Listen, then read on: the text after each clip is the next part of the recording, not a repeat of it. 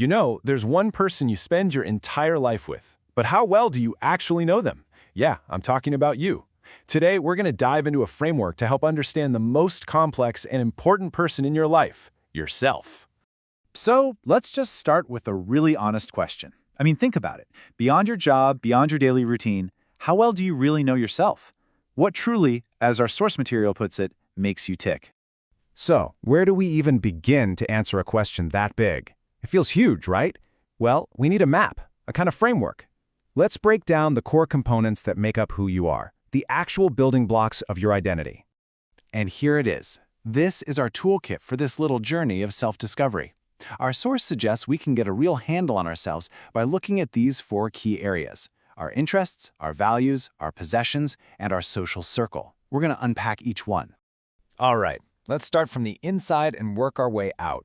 We'll begin by exploring your inner world, the 2 pillars that really define your internal landscape, what you're passionate about, and the principles you live by. First up, interests. Now think of these as the things that just make time disappear.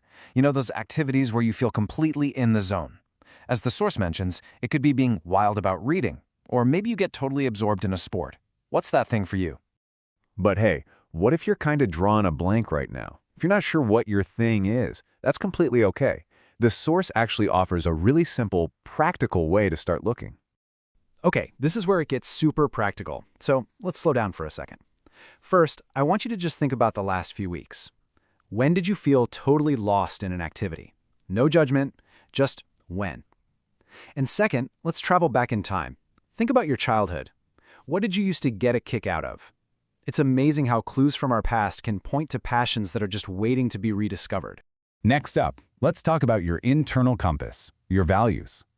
These are the principles you set great store by, and that's a wonderful phrase from our source. It just means you consider them deeply, deeply important.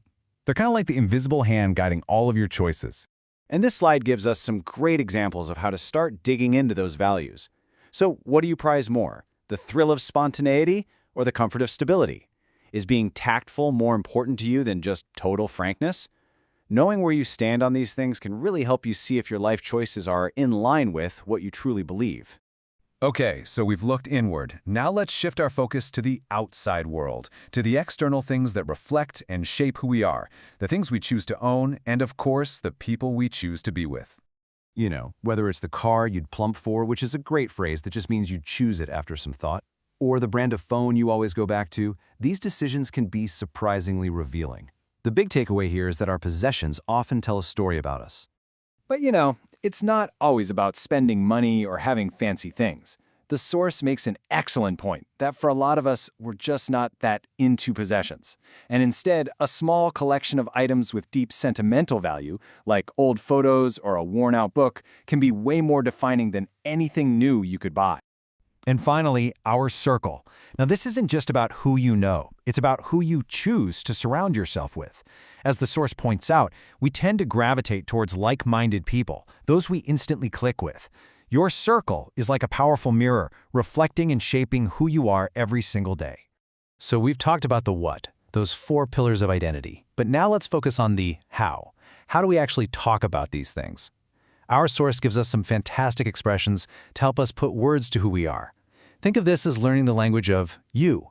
And as you can see right from the source material itself, these phrases are highlighted for a reason. They're kind of like the secret sauce of self-expression. They add color and precision to how we talk about our passions and our people. So let's take a closer look. Okay, let's break these down and connect them back. To get a kick out of something, that's perfect for talking about your interests. To be wild about something is even stronger. It shows real passion. When you set great store by a principle, that's how you talk about your values. And when you click with someone, well, that's a brilliant way to describe your circle. All right, time for a little pop quiz to see if you've been listening. Looking at this slide, which is straight from the source, what does the expression "be wild about" mean? Is it A, chosen, B, been crazy about, or C, revealed their traits?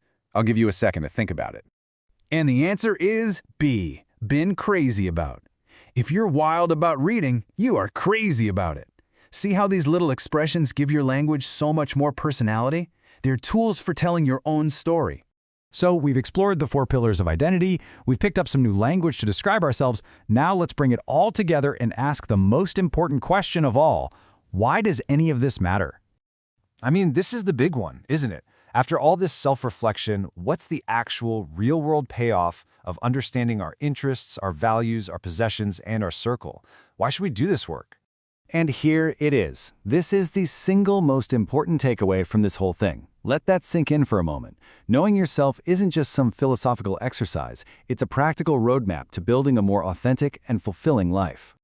So let's put it all together. When you truly know your values, you just make better decisions. It's that simple. When you understand your interests, you can find a hobby or even a career that actually lights you up inside. And when you know who you click with, you can build a circle of friends that supports and energizes you. And that brings us to the end. I'm just going to leave you with this final thought. Based on everything we've talked about, what's the very first question you'll ask yourself today to get to know yourself just a little bit better? The whole journey of self-discovery, it just starts with one question. What's yours?